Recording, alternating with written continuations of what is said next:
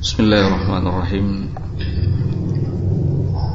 Alhamdulillah wassalatu wassalamu ala Rasulillah wa ala alihi wa sahbihi wa man walah wa ashhadu an la ilaha illallah wahdahu la syarika lah wa ashhadu anna Muhammadan abduhu wa rasuluh.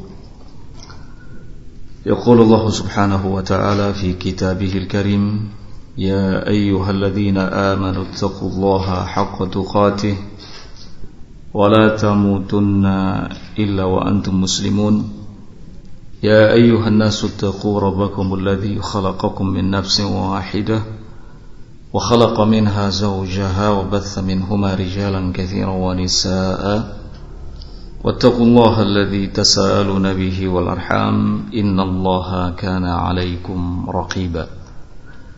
يا أيها الذين آمنوا اتقوا الله وقولوا قولا سديدا يصلح لكم أعمالكم ويغفر لكم ذنوبكم ومن يطع الله ورسوله فقد فاز فوزا عظيما.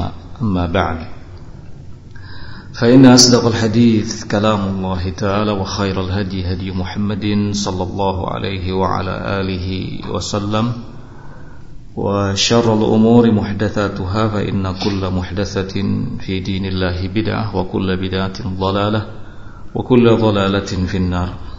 إخواني بالدين rahimani wa rahimakumullah.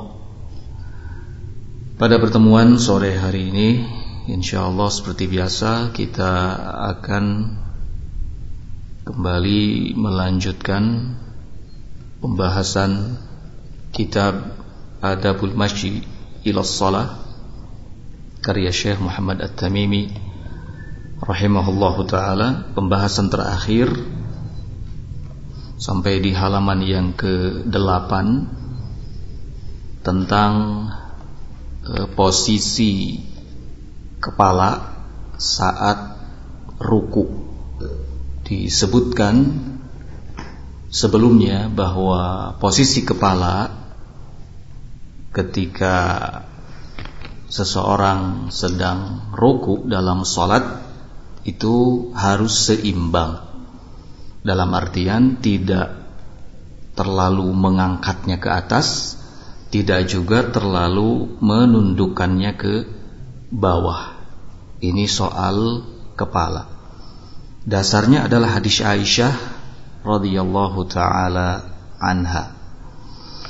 Kemudian Asy-Syaikh rahimahullahu ta'ala mengatakan wa yujafi mirfaqaihi an janbaihi. Dalam posisi ruku juga hendaknya yujafi mirfaqaihi, menjauhkan kedua siku tangannya, an jambaihi, dari kedua sisi badannya. Jadi sikunya tidak boleh nempel di badan. Ya. Li hadits Abi Humaid radhiyallahu taala anhu. Dasarnya adalah hadis Abu Humaid radhiyallahu taala anhu yang menceritakan tentang sifat salat Nabi sallallahu alaihi wa ala alihi wasallam. Dalam hadis itu disebutkan fanahahuma an jambaihi. Rasulullah sallallahu alaihi wa ala alihi wasallam menjauhkan kedua sikunya dari kedua samping badannya. Nah, wa yaqulu fi ruku'ihi, kemudian yaqulu fi ruku'ihi, orang yang sedang ruku hendaknya dia membaca di saat rukunya Subhana Rabbiyal Azim, Subhana Rabbiyal Azim. Li hadithi Hudzaifah radhiyallahu ta'ala anhu rawahu Muslim. Dasarnya adalah hadis Hudzaifah radhiyallahu ta'ala anhu yang diriwayatkan oleh Imam Muslim. Wa adnal kamal thalathun wa a'lahu fi haqqil imam 'ashrun. Maksimalnya bacaan Subhana Rabbiyal Azim itu diulang sebanyak 3 kali. Dan yang paling banyaknya bagi imam itu boleh sampai 10 kali. Nah, ini soal bolehnya. Adapun kalau soal wajibnya itu hanya 1 kali saja. Ketika kita ruku, kita baca Subhana Rabbiyal Azim. 1 kali sudah cukup, ya, sudah terpenuhi. Tapi kalaupun mau nambah, boleh hingga 3 kali atau bahkan 10 kali bagi imam yang paling banyaknya. Terus bagaimana kalau kita sholat sendirian? Kalau kita sholat sendirian, lebih bebas lagi. Kenapa? Karena sholat sendirian tidak terikat dengan siapapun. Artinya kita boleh melamakan sholat kita. Secara otomatis ketika sholat kita dibikin lama, maka saat ruku Subhana Rabbiyal Azim bisa diulang berkali-kali. Kata para ulama, la haddalahu, bahkan tidak ada batasannya. Melebihi 10 pun gak masalah kalau kita sholat sendirian. Nah, kemudian terkait dengan imam, ya, terkait dengan imam ada kalimat yang penting atau pernyataan yang penting yang disampaikan oleh Syekh Abdul Aziz bin Baz rahimahullahu taala dalam fatwa Nurun 'ala Darbi. Beliau mengatakan la yaqtasir 'alal wajibil marrah bal yazidu 3 aw 5 aw 7, hadza afdal wa 10. Seseorang memang ketika membaca Subhana Rabbiyal Azim tidak boleh hanya mencukupkan 1 kali saja. Namun boleh baginya menambah 3 kali, 5 kali, 7 kali, ya. Ini afdal, atau bahkan 10 kali. Lakin yataharra al-imam, namun khusus bagi imam, hendaknya dia memperhatikan. Memperhatikan siapa? Memperhatikan makmum. Alla yashqa 'alan nas, jangan sampai imam memberatkan makmum. Karena mentang-mentang boleh mengulang bacaan Subhana Rabbiyal Azim hingga berkali-kali, 10 kali misalnya, akhirnya membuat jamaah makmum yang di belakang merasa kelamaan sholat. Itu tidak boleh. Seorang imam itu harus memperhatikan kondisi makmum, karena bisa jadi makmum yang sholat di belakangnya ada yang tua secara usia, ada yang sedang safar, ada yang sedang menyelesaikan sebuah keperluan. Maka imam harus memperhatikan itu, ya. Oleh karenanya kata Syekh bin Baz, takunu sholatuhu wasatan. Sholat imam itu harus pertengahan. Laisa fiha tatwil, tidak terlalu lama, yashukku 'alan nas, hingga memberatkan orang-orang atau makmum dalam hal ini, wala takhfif, dan tidak juga terlalu sebentar, yakhallu bil wajib, yang akan menghilangkan, ya, hal yang wajib dilakukan di dalam sholat. Di antara kewajiban dalam sholat itu adalah tumakninah, dari satu gerakan ke gerakan yang lainnya. Nah, ini sekali lagi terkait dengan imam. Sah-sah saja bagi imam membaca 3 kali Subhana Rabbiyal Azim sampai 10 kali, gak masalah. Tapi tetap dia harus memperhatikan kondisi makmum. Adapun kalau yang sholat sendirian, maka gak ada batasannya. Berapa kali pun gak jadi masalah. Nah, qala wa kadza hukmu Subhana Rabbiyal A'la fis sujud. Demikian halnya dengan hukum membaca Subhana Rabbiyal A'la di saat sujud. Boleh 3 kali, yang wajib sekali. Ditambah sampai 3 kali boleh Subhana Rabbiyal A'la, Subhana Rabbiyal A'la, Subhana Rabbiyal A'la. Sampai 10 kali boleh. Bahkan kalau kita sholat sendirian lebih dari itu pun enggak masalah. Nah, qala wala yaqra fi ruku'i was sujudi linahyihi sallallahu alaihi wasallam an dzalik. Kemudian kata Syekh rahimahullahu taala, tidak boleh orang yang salat membaca ayat membaca sesuatu dari Al-Quran di saat ruku dan sujud. Kenapa? Karena ada larangan dari Nabi Shallallahu Alaihi Wasallam an dzalika, tentang hal tersebut. Ada larangannya secara khusus. Beliau sallallahu alaihi wasallam mengatakan, nuhitu an aqra'al Qur'an raqi'an aw sajidan, kata beliau. Aku dilarang untuk membaca Al-Qur'an di saat ruku atau sujud.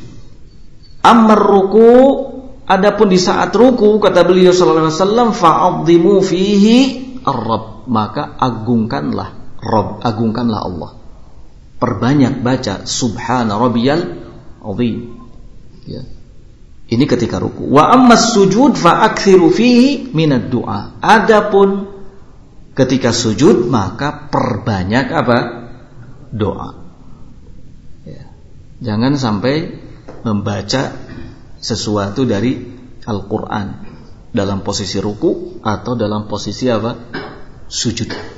Dalam posisi ruku cukup baca subhana rabbiyal azim. Dalam posisi sujud baca subhana rabbiyal a'la, kemudian doa sesuai dengan apa yang kita inginkan. Ya. Jangan baca Al-Qur'an. Jangan baca Al-Fatihah.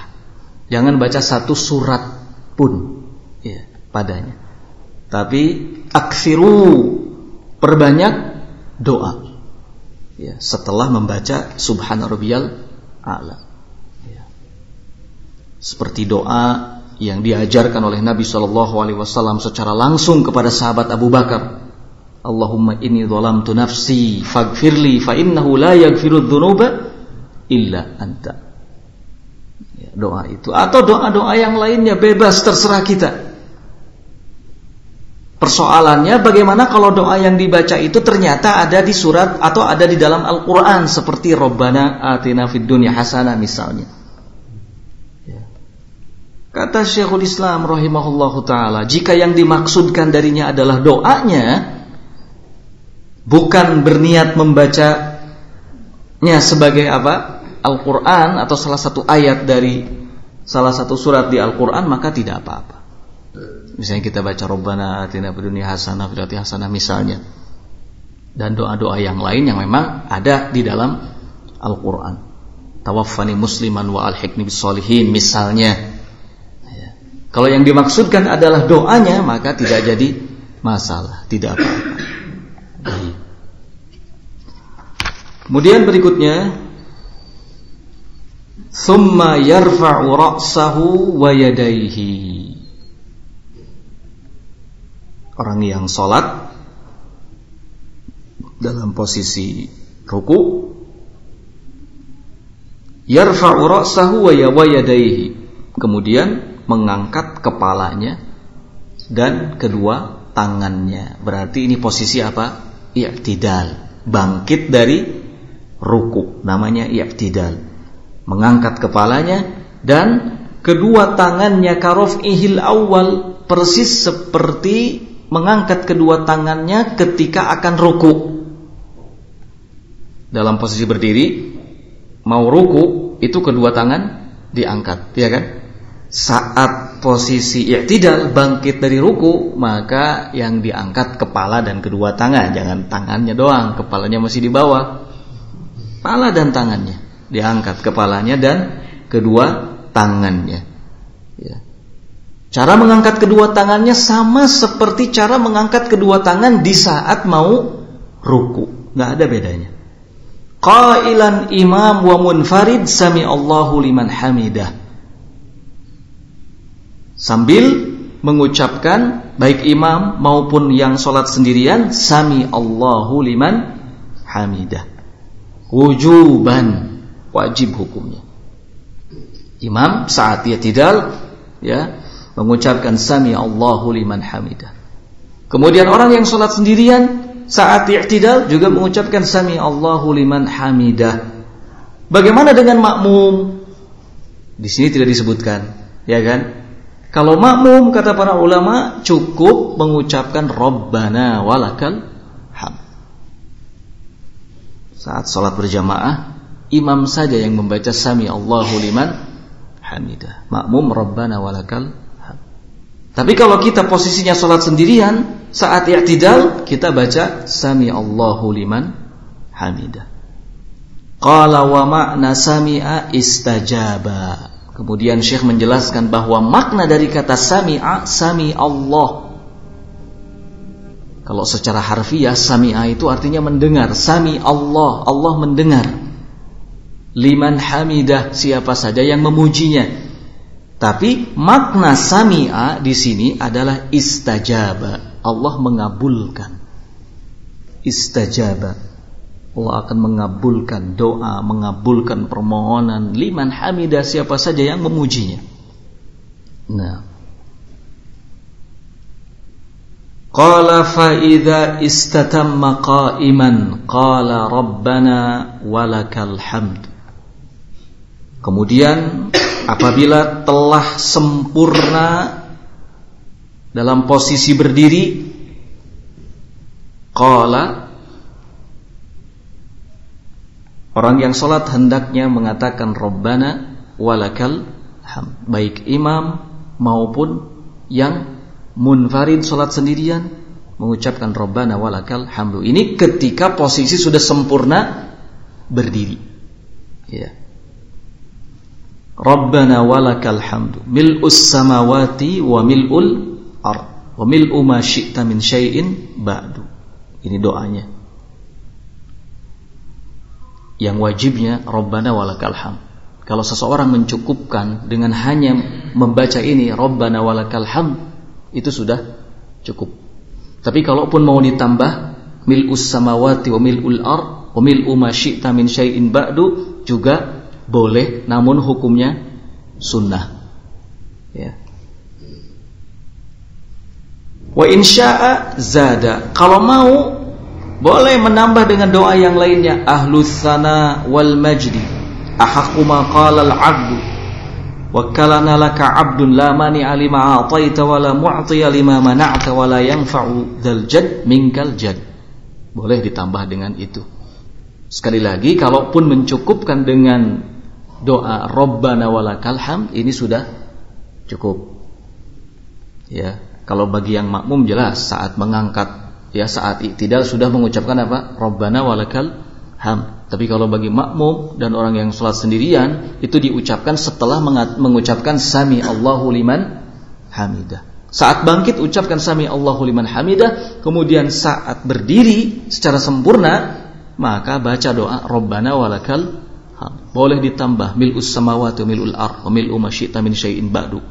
Boleh juga ditambah dengan ahlus tsana wal majd dan seterusnya. Nah. Qala walahu an yaqula ghairahu mimma warada. Boleh juga mengucapkan doa yang lainnya yang memang telah teriwayatkan. Wa in syaa qala, bahkan kalau mau boleh membaca Allahumma rabbana lakal hamdu bila waw, tanpa ada huruf waw. Allahumma rabbana lakal hamdu. Kalau aslinya kan ada wawunya, Rabbana walakal hamdu. Nah, boleh tanpa wawu, tapi ada Allahumma-nya di depan. Allahumma Rabbana lakal hamdu. Liwurudihi fi hadithi Abi Sa'id radhiyallahu ta'ala anhu wa ghairu. Karena ada riwayatnya dari dalam hadis Abu Sa'id radhiyallahu ta'ala anhu dan yang lainnya. Nah, selesai dari posisi ruku hingga i'tidal. Berikutnya kata Syekh rahimahullahu taala, fa in adrakal ma'mumu al-imama fi hadzal ruku' fa huwa mudrikun lirrak'ah. Apabila ada makmum yang mendapati imam sedang ruku, maka bila ia ikut ruku, fa huwa mudrikun lirrak'ah. Dia mendapatkan satu rakaat. Imam dalam posisi ruku, kemudian makmum datang, ya, mendapati imam ruku, lalu si makmum segera ruku, maka terhitung satu rakaat. Kalau keadaannya saat masuk imam ruku, dia belum takbiratul ihram, imam sudah bangkit, kemudian dia ruku, ini tidak dapat satu rakaat dan gak boleh baginya untuk ruku. Ya. Nah, jadi harus benar-benar mendapati imam sedang ruku baru terhitung 1 rakaat. Nabi sallallahu alaihi wasallam mengatakan man adraka rak'ah faqad adraka shalat. Dalam hadis riwayat Abu Daud. Barang siapa yang mendapati imam ruku berarti dia telah mendapati 1 rakaat salat. Ya. Nah. Dalam riwayat lain disebutkan qabla an yuqimal imamu salbahu, sebelum imam mengangkat punggungnya. Berarti sebelum imam apa? I'tidal. Ya.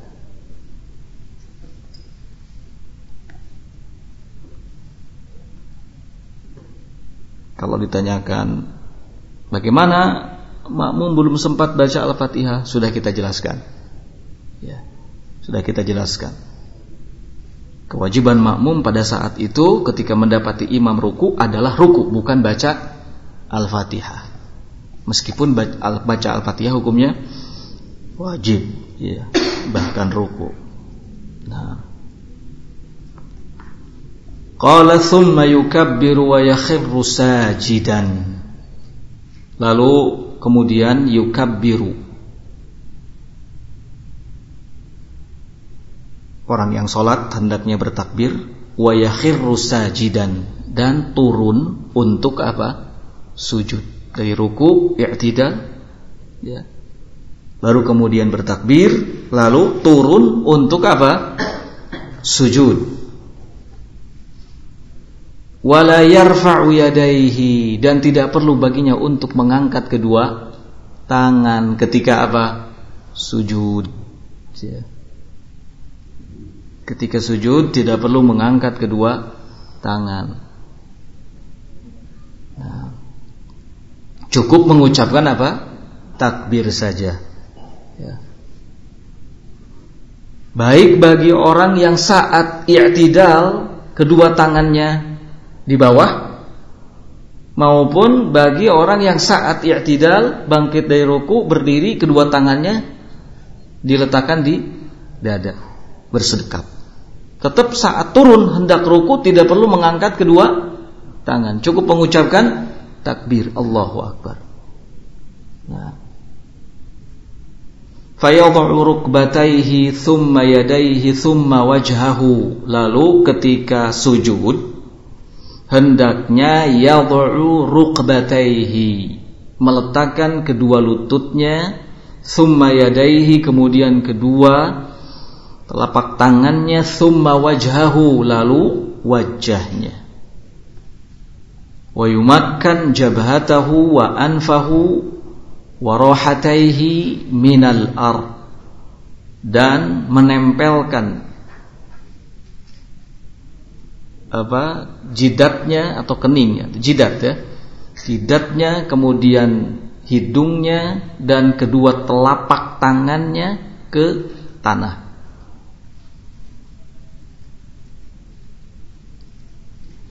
Ini posisi sujud.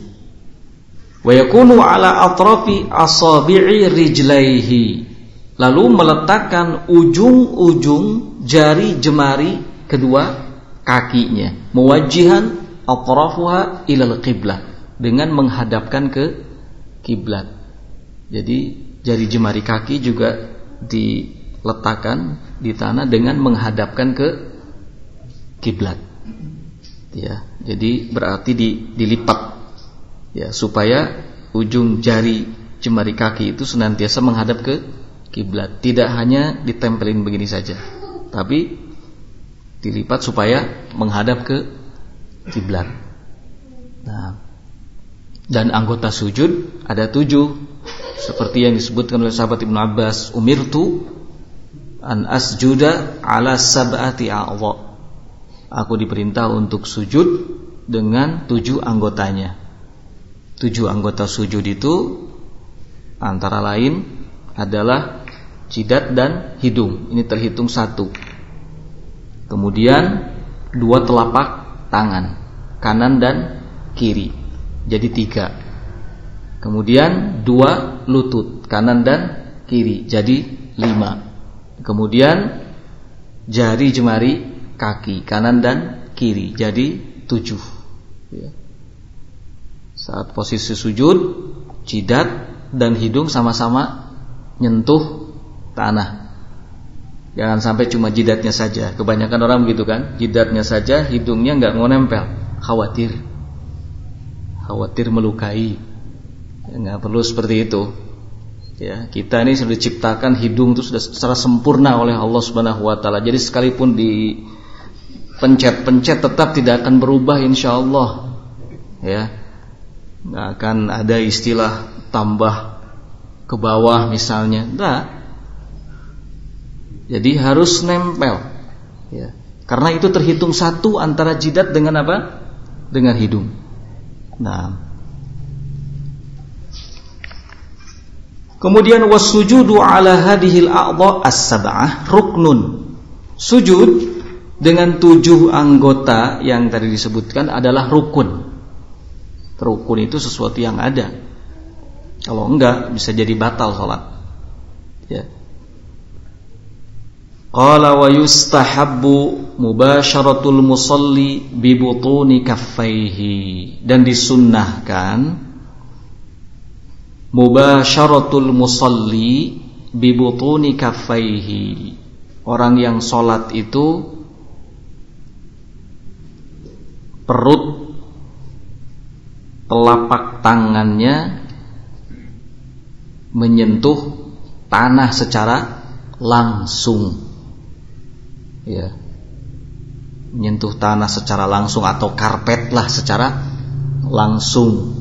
Wa dhammu asabi'ahuma, dan merapatkan jari jemarinya. Jadi telapak tangan saat sujud itu tidak terbuka jari jemarinya, tapi dirapatkan. Ya, rapat jari jemarinya. Muwajjihan ilal qiblah, menghadap kiblat. Nah, tidak condong ke kiri, tidak condong ke kanan, tapi diarahkan ke kiblat dalam keadaan ini rapat ya, jari jemarinya. Nah, ghairu maqbudatin, tidak digenggam, tidak boleh begini saat sujud, tidak dikepal ya. Nah, rafi'an mirfaqaihi, kemudian posisi siku diangkat. Terangkat posisi siku ya, terangkat. Nah, kalau posisi siku dalam keadaan terangkat pasti kelihatan, dari belakang itu kelihatan siku ya. Nah, yang tidak boleh siku nempel di tanah, cukup telapak tangan saja yang nempel. Nah, qala, dan ini tidak ada bedanya antara laki-laki dan wanita, sama. Nggak ada istilah kalau wanita sikunya itu agak dijorokin ke bagian dalam ketika sujud. Ini susah sekali. Ini akan membuat telapak tangan tidak menghadap ke kiblat, tapi bisa jadi menghadap ke kanan atau ke kiri, ya kan? Nah, nggak perlu seperti itu. Sama, nggak ada bedanya. Ya. Kedua siku dalam keadaan terangkat, kemudian telapak tangan betul-betul nancap di tanah. Ya. Dirapatkan jari jemarinya dan dihadapkan ke kiblat. Baik, ini posisi sujud. Nah, qala wa tukrahus salatu fi makanin syadidil har. Kemudian salat makruh bila dilakukan di tempat yang udaranya panas. Di tempat yang udaranya panas, ya. Makruh. Kenapa disebut makruh? Karena bisa menghilangkan kekhusyuan, seperti disebutkan nanti. Tukrahus salat fi makanin syadidil har. Makruh salat dilakukan di tempat yang cuacanya panas. Makanya dulu Nabi SAW bersama dengan para sahabat saat salat di tanah lapang, ketika cuacanya panas, beliau mengatakan abridu bis shalah, tunggu hingga cuaca agak adem untuk menegakkan salat. Jangan memaksakan diri. Ya, jangan memaksakan diri di cuaca panas karena mentang-mentang sudah masuk awal waktu. Lah, tahan dulu sampai cuacanya adem. Makruh kalau dipaksakan. Ya. Nah, Beliau sekali lagi mengatakan idzashtaddal har fa'abridu bis shalah. Kalau cuaca panas maka tunggu hingga ada agak adem, ya, tidak terlalu panas. Nah, ini disimpulkan juga oleh para ulama bahwa ketika kita sholat di satu tempat dalam ruangan, katakanlah masjid atau ruangan lainnya yang kebetulan tidak ada pendinginnya, nggak ada AC, nggak ada kipas dan panas sekali cuaca, maka disunahkan untuk tidak terlalu lama sholatnya. Kenapa? Karena bisa menghilangkan kekhusyuan. Ya, percepat. Nah, qassiris shalah, peringkas sholat supaya tidak mengganggu kekhusyuan.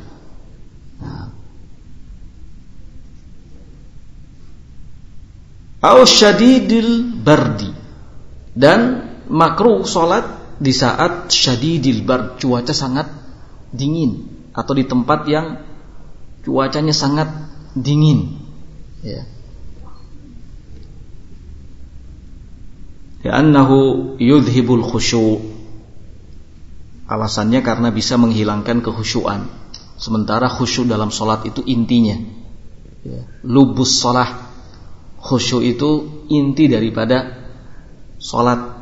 Dan yang disebut dengan khusyuk di dalam sholat itu adalah khudurul qalbi. Hadirnya apa? Hati, ya. Hadirnya hati ketika sholat. Nah, hati tidak sibuk dengan perkara lainnya. Ini khusyuk. Orang yang khusyuk dalam sholat bukan berarti orang yang tidak mengerti apa yang terjadi di sekitarnya, ya. Orang yang sholat tahu, mendengar, misalnya ada suara, ya, suara orang jatuh, suara orang teriak di samping kanan kirinya, suara anak-anak yang nangis, mengerti. Dan ketika kondisinya seperti itu, tidak kemudian dikatakan bahwa dia tidak khusyuk sholatnya, lah, ya. Tetap dikatakan khusyuk, karena yang dimaksud dengan khusyuk itu lebih ke arah bagaimana seseorang bisa menghadirkan hati. Artinya hati ikut terlibat di dalam sholat, tidak sibuk memikirkan perkara-perkara lainnya. Nah, untuk urusan khusyuk ini Nabi SAW memberikan bimbingan yang sangat detail sebenarnya dalam banyak hadis. Misalnya larangan menahan akhbathan, menahan dua kotoran yang hendak keluar, baik dari kubul maupun dubur saat sholat. Kalau memang mau ada sesuatu yang keluar baik dari kubul ataupun dubur ketika sholat, maka jangan ditahan, ya, batalkan saja sholatnya dan selesaikan apa? Hajatnya. Daripada ditahan. Ketika seseorang menahan ada sesuatu yang mau keluar baik dari kubul ataupun dubur, niscaya pikirannya akan terfokus ke sana dan tidak khusyuk akhirnya, ya. Hatinya akan sibuk memikirkan mana yang duluan keluar, dari kubul atau dari dubur. Nah, ini berbahaya. Ya, oleh karena itu Nabi SAW mengatakan la sholata, ya, liman yudafi'uhul akhbasan. Nah, ada sholat bagi orang yang ketika sholat dia menahan sesuatu yang mau keluar baik dari dubur ataupun kubul, ya. Jadi selesaikan saja hajatnya, tidak jadi masalah. Kemudian hal lain yang dijelaskan oleh Nabi SAW dalam rangka menjaga kekhusyuan adalah saat makanan sudah dihadirkan, kemudian waktu sholat mau didirikan. Arahan Nabi SAW adalah memakan makanan terlebih dahulu, baru kemudian sholat. Idza hadaral isya atau asya, ya, kalau makanan sudah dihidangkan, wa hadarul isya, kemudian waktu sholat isya sudah datang, maka dahulukanlah makan malam yang sudah dihidangkan, baru kemudian sholat isya. Au kama qala sallallahu alaihi wasallam. Beliau mengatakan seperti itu. Bahkan ada riwayat di mana sahabat Ibnu Umar masih tenang menyantap makanan sementara beliau mendengar di masjid itu sudah sholat sedang didirikan. Santai. menyantap makanan. Tidak perlu tergesa-gesa.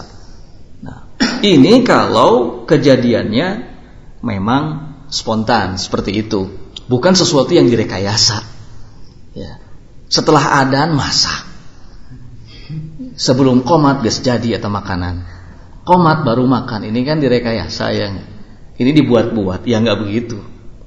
Sesuatu yang terjadi secara spontan memang. Ya. Kita bertamu misalnya. Kita bertamu. Begitu mau sebentar lagi datang waktu sholat, ternyata makanan dihidangkan. Apa yang dilakukan? Ya makan dulu. Hatta 2 menit sebelum azan, makanan dihidangkan, makan dulu. Dan tidak perlu tergesa-gesa karena sudah terdengar suara azan.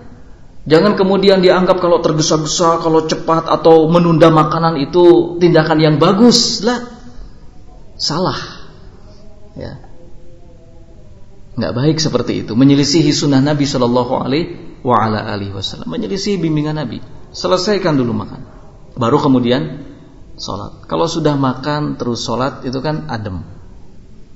Tapi kalau sholat dulu sementara dia tahu melihat jenis-jenis makanan yang sudah dihidangkan tadi, mungkin saja pikirannya bercabang antara sholat dengan makanan tadi, soksien kubudak di pihelaan. Mungkin saja, ya kan, sholat. Aduh. Lupa tadi kenapa nggak disimpan di lemari. Bayangkan posisi sedang sholat, sieun ku ucing teh, mungkin saja ya kan. Makanya selesaikan hajat segala sesuatu sebelum mendirikan apa? Sholat. Dalam rangka apa? Menjaga nilai-nilai khusyuk di dalam sholat. Jadi masya Allah, syariat Islam itu indah. Ya, betul-betul semua ajarannya ya praktis. Membuat kita nyaman saat melakukan perintah Allah Azza wa Jalla. Salat di tempat yang panas saja makruh. Demikian juga di tempat yang betul-betul dingin. Apa salahnya kita salat di ruangan? Ya. Apa salahnya kita salat di ruangan? Kalau di luaran memang apa? Panas, ya kan? Nah, misalnya masjid full, penuh jamaah, kita mau salat. Waduh, di luar panas. Ya sudah, tunggu saja dulu sampai selesai jamaah yang sholat di masjid. Masih banyak waktu. Gak usah paksakan diri. Oh, masya Allah, di terik panas yang begitu dahsyat. Ini orang sholat khusyuk lagi. Masya Allah, top banget. Nah, tidak top, salah itu. Ya, keliru itu. Nah. Demikian juga di cuaca dingin. Apa salahnya untuk nunggu sebentar nanti sampai jamaah pertama bubar kemudian masuk. Kalau memang di luar itu cuacanya apa? Dingin. Di mana seseorang saat takbiratul ihram saja bergetar, ya kan? Telapak tangannya Allahu Akbar. Karena cuaca dingin. Kalau dingin yang ekstrim itu memang seperti itu. Nah, makanya untuk menjaga kekhusyuan juga dianjurkan kalau memang cuacanya dingin, air itu dipanaskan untuk kita bisa tetap berwudu. Ya. Salah kalau ada orang yang berkeyakinan kalau kita bersusah payah itu pahalanya lebih besar. Keliru. Biarpun dingin tetap saja wudu. Wah, sampai meletok kulit wajah. Keliru. Panaskan air supaya airnya hangat, kemudian kita bisa wudu secara sempurna. Ya. Nah, yang terpenting dalam situasi dan kondisi apapun kita tetap menjalankan perintah Allah Azza wa Jalla.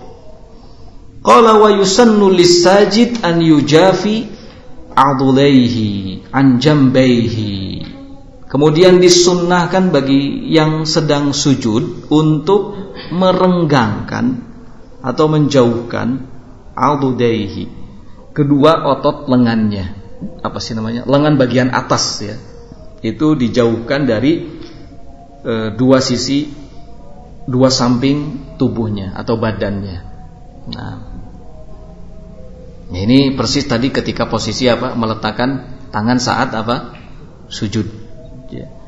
Qala wa batnahu an fakhidaihi. Kemudian disunahkan orang yang sujud itu untuk menjauhkan perutnya dari kedua pahanya. Jadi saat sujud jangan sampai paha nempel di jangan sampai kedua paha nempel di perut. Ya. Nah, wa fakhidaihi an saqaihi, dan menjauhkan kedua pahanya dari kedua betisnya.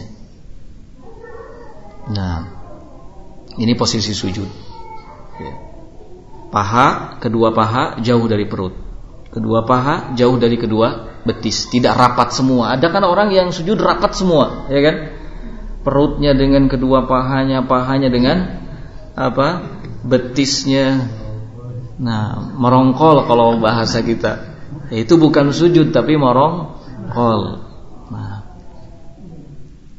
Wa yad'u yadayhi hadwa manqibaihi. Kemudian posisi kedua telapak tangan itu sejajar dengan bahu, ya, sejajar dengan kedua bahu. Nah, sejajar dengan kedua bahu, kemudian lengan bagian atasnya dijauhkan dari badan, ya. Nah, wa yufarriq baina rukbatayhi wa rijlaihi, dan memisahkan antara kedua lututnya dan kedua kakinya. Jadi saat sujud lutut jangan nempel. Lutut kanan kiri harus terpisah. Ya, saat sujud lutut kanan kiri harus terpisah, demikian juga kaki kanan kiri harus terpisah, tidak rapat, tidak nempel. Nah, ada sebagian orang ketika sujud itu pahanya nempel kanan kiri, nempel. Kemudian betisnya juga atau lututnya nempel, kemudian kakinya juga nempel. Mestinya terpisah, ya, tidak nempel. Nah, sekali lagi ini berlaku bagi laki-laki dan juga bagi wanita, tidak ada bedanya. Nah, karena Nabi SAW mengatakan an-nisa'u syaqaiqur rijal, nisa adalah bagian dari kaum laki-laki. Nah, sama dalam hal ibadah, tidak ada bedanya. Thumma yarfa'u ra'sahu mukabbiran, lalu ketika bangkit dari sujud hendaknya yarfa'u ra'sahu, mengangkat kepalanya, mukabbiran, sambil mengucapkan takbir, Allahu Akbar. Wa yajlisu muftarishan, lalu duduk dengan posisi iftirash. Nah, duduk dengan posisi iftirash, ya, sudah urut tadi dari ruku, kemudian i'tidal, kemudian turun sujud, kemudian posisi sujud dijelaskan, lalu berikutnya bangkit dari sujud, mengangkat kepalanya sambil bertakbir, wa yajlis muftarishan, dan duduk dengan posisi iftirash. Yafrishu rijlahul yusra wa yajlisu 'alaiha, ya, membentangkan telapak kaki atau kaki kirinya, wa yajlisu 'alaiha, dan mendudukinya, ya, wa yunsabul yumna wa yansibul yumna, kemudian menegakkan kaki kanan, ya, kaki kanan ditegakkan, kaki kiri dihamparkan, diduduki. Nah, wa yukhrijuha min tahtihi, dan memberi ruang dari bawahnya, ya, ada ruang di bawah kaki kanan, ya kan, karena kaki kanannya, ya, ditegakkan, ya enggak. Nah, sedangkan yang kiri dihamparkan untuk diduduki saat posisi iftirash. Nah, qala wa yaj'alu butuna asabi'aha ilal ard, kemudian memposisikan, ya, butuna asabi'aha ilal ard, perut jari jemari kakinya ke tanah, ya.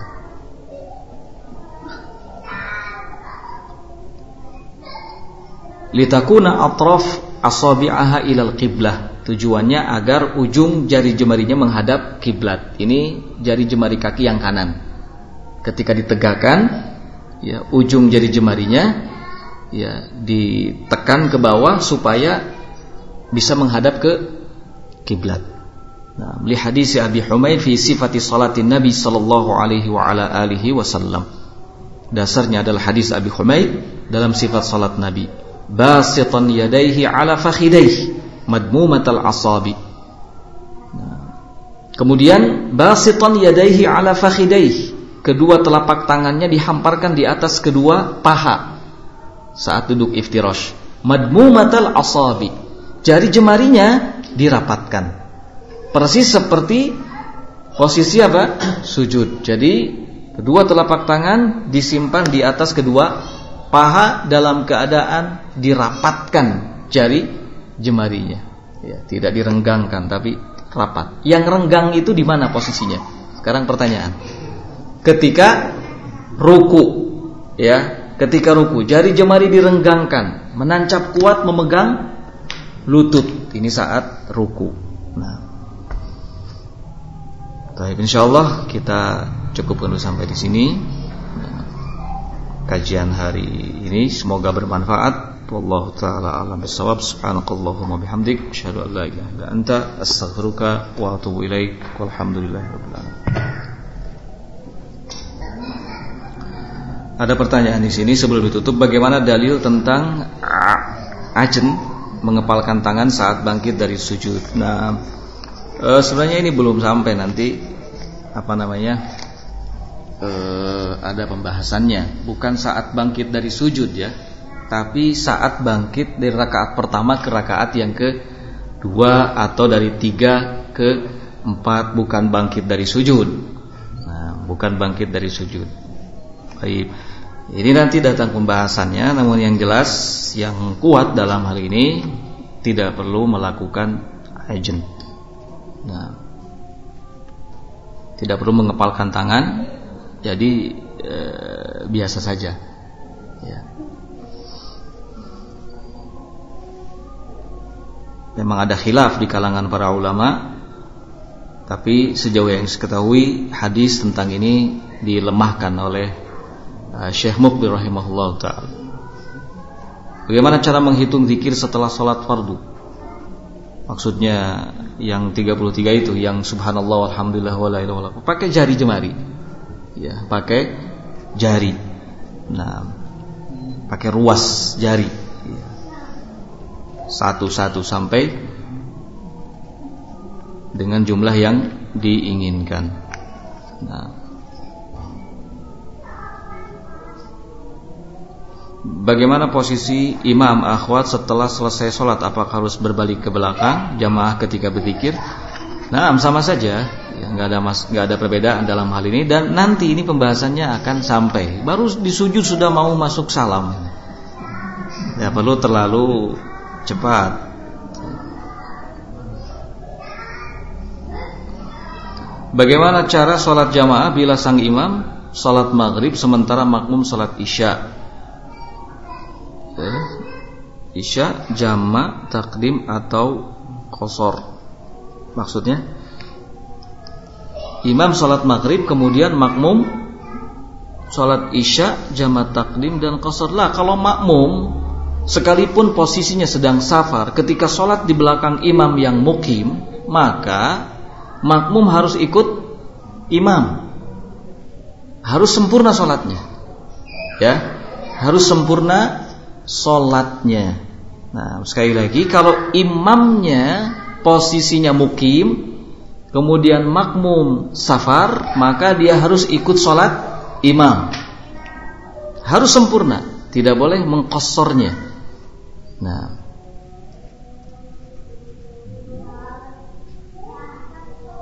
apakah makmum salam mendahului sang imam atau nunggu sang imam menyelesaikan rakaat ke-3? Ya, itu tadi, kalau makmum harus ikut sholat imam, kecuali kalau kasusnya adalah misalnya imam sholat isya, kita makmum mau sholat maghrib karena belum sholat isya, boleh ya. Di rakaat yang ketiga kita duduk ya, tasyahud, nunggu imam menyelesaikan 1 rakaat lagi, kemudian tasyahud bareng, kemudian salam bareng. Atau boleh kita makmum salam duluan, baru kemudian ikut jamaah sholat isya lagi, karena insya Allah bakal masih dapat 1 rakaat. Ya, itu kalau kasus yang ditanyakan seperti itu. Nah,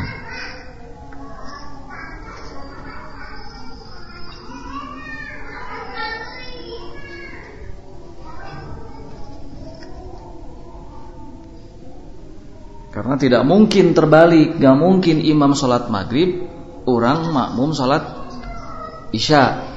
Ya.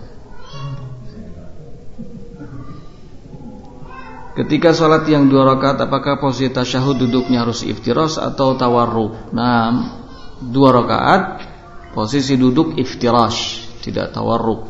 Ya.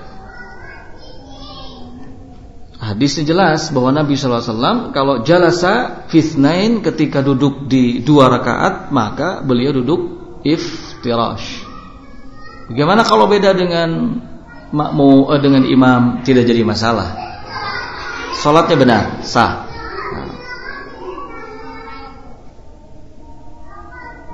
Ketika sujud, kedua telapak kaki dirapatkan atau direnggangkan. Sebenarnya tadi sudah disinggung, ya, 2 lutut direnggangkan, 2 kaki juga direnggangkan.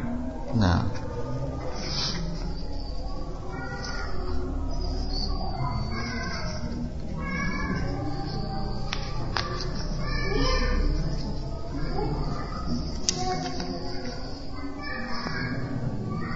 baik, wallahu taala alam shawab. Jazakumullahu khairan.